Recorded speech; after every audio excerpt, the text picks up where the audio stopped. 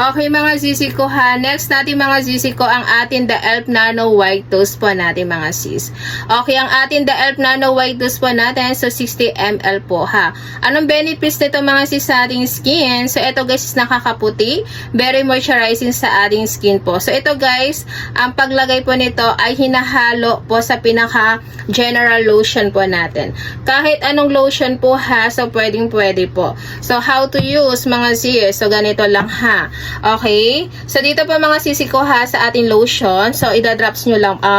Mag-press lang kayo dyan ng 3 to 5 drops po. Depende na rin po sa dami ng inyong pinaka-lotion po mga sis. Ayan lang siya. So, mini-mix lang niya mga sisi ko. Okay? Mix lang tayo dyan. Okay? Morning and night ang pag-apply nito mga madam ha. Okay? So, mabango ang kagandahan din dyan mga madam ko. So, again, ang pinaka-purpose niya guys sa ating pinaka-skin is nakakatulong siya guys na mapabilis ang pagputi po natin. Okay? So, guys ha, very moisturizing and nakadagdag ng bango. Kung mabango yung lotion nyo, so mas lalo siyang babango dahil sa atin The Elf Nano White Toast po. Ayan. Okay, check out na tayo dyan mga madam sa atin The Elf Nano. Marami na rin pong gumagamit niya mga sis. Very effective po talaga yan.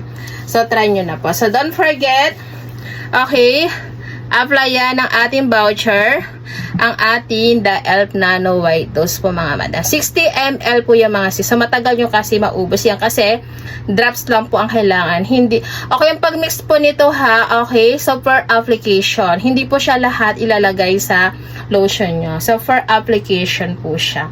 Okay, thank you so much po. Check out na po.